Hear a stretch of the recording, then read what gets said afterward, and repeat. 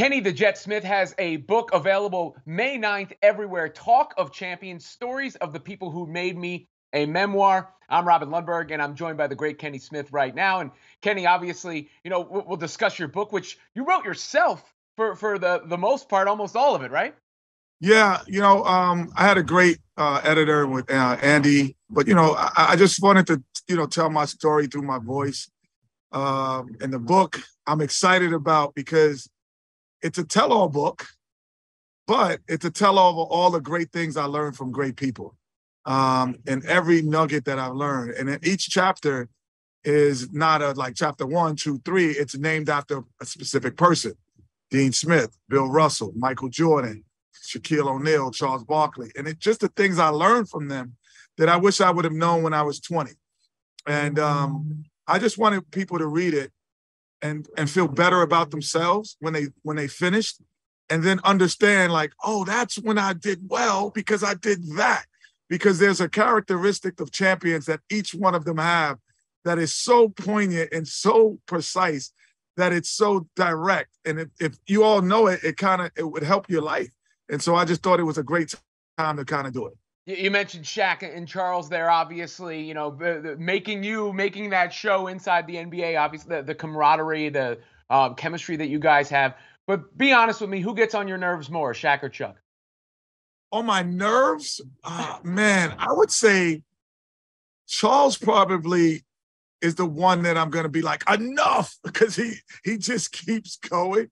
But I don't know, but Shaq is tough because Shaq is more slapstick. So, like, Shaq's the one who's going to set a booby trap. You walk through a door and a bucket of water falls on your head. So that could be annoying. And Charles is the one who's going to keep pounding the same joke over and over and over. So they both have a point of annoyance at some point, but you love it. You love them, though. Heading into the playoff talk now, what did you make of the Jokic incident with the Suns owner, Matt Ishbia, and the response and reaction since then? Matt, let go of the ball, man. Let go of the ball. Matt, let go of the ball, man. You're part of the game. You're only part of the game because you got the team, man. Don't hold on to the basketball. Honestly, I'm sure. But Jokic has no clue that was the owner of the team. He has no clue.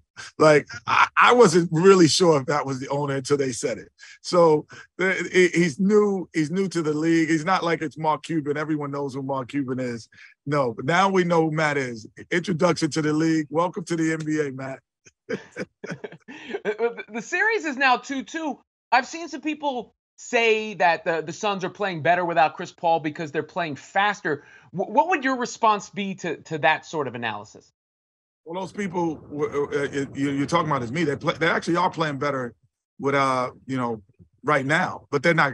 They're a better team with Chris Paul. The difference with Chris Paul, if he came back, he's a Hall of Fame player. So he can assess and go, oh, I need to play faster. That's it. Mm-hmm. It's not like he's like, we're talking about some scrub coming back. We're talking about if Chris Paul comes back, can he just say, can we play faster with me? Yes, he could just do it. That's the difference by having a Chris Paul come back and having some scrub come back that was in your starting lineup. So he's going to be able to make the adjustment and play faster, and it's probably going to make his game better. Yeah, the other series out west, a lot of talk about that, obviously, LeBron and Steph. And I've said, Kenny, that it's kind of almost ridiculous and disrespectful to say that either guy has anything to lose, considering what they've accomplished in their career. Do you agree with that? And do you think one of them has more to win than the other? No. I mean, their legacy is already set. The reason why we have a high expectation level is because they've already played at such a high level. LeBron for 20 years and Steph now, in the last decade, arguably has been the best player on the best team in the last decade, multiple times. So, no, their legacies are not in check. It's just great to see the two guys because they, at any time when they do have great games, they're historic. Like, they don't have your average game. That's great. They have historical games. So I'm excited, for the series.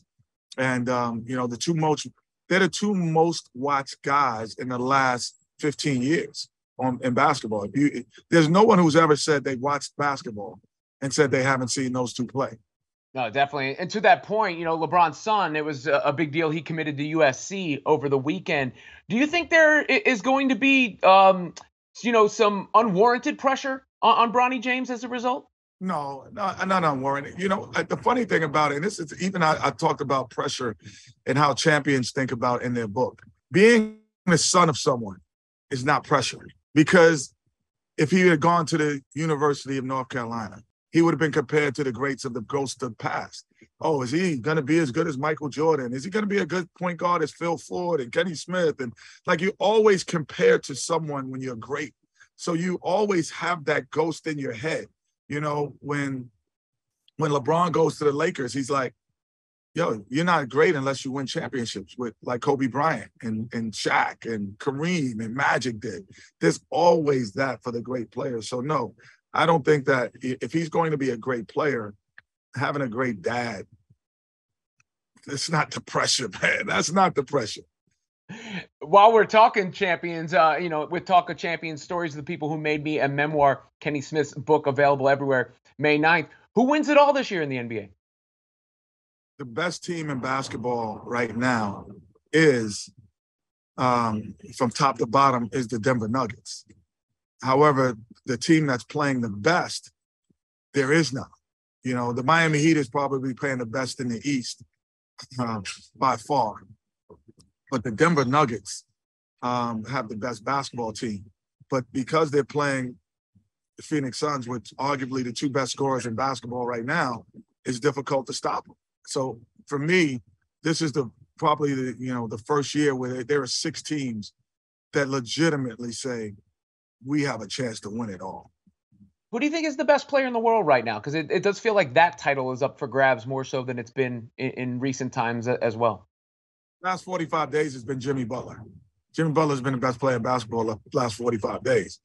In terms of the best player in the world, we crowned him, Joel Embiid. He was the best player this year to me from start to finish in the regular season. But in the playoffs, if there's another MVP, Jimmy Butler is the MVP of the playoffs. Playoff Jimmy, no doubt about it. Now, Kenny, I hope it resonates with you.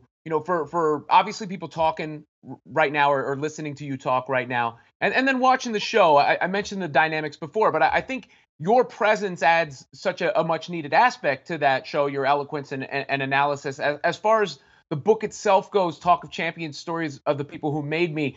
How did you take all those things that you've learned in presentation and apply that to making sure that message is received in the written form? Well, it was actually pretty easy once I figured out I always thought I could write an article, a great article about what happened in my life. I never thought I could write a book. And then it was a certain moment when I walked off set during the George Floyd, whole thing. Someone asked me, the literary agent called me and said, "You have a book." And I was like, "What do you mean you have a book?" She said, "Why'd you walk off?" And I was like, it wasn't one moment that made me walk off. It was moments in my life that made me think, and all the people who made me. And I was like, there it is. It's the people who made me that said you should walk off at this point. And then I started regurgitating all the stories that, about Michael Jordan, all the stories about Dean Smith, all the stories about, Bill Russell, all of these stories with all of these great people. And so once you start to evaluate I was just blessed to be around some of the most important people in today's society. I don't know how I got next to them, but for all of a sudden, I've been next to some of the greatest people that everyone else has written books about. So there it is. Kenny, really appreciate the time. The book available everywhere, May 9th.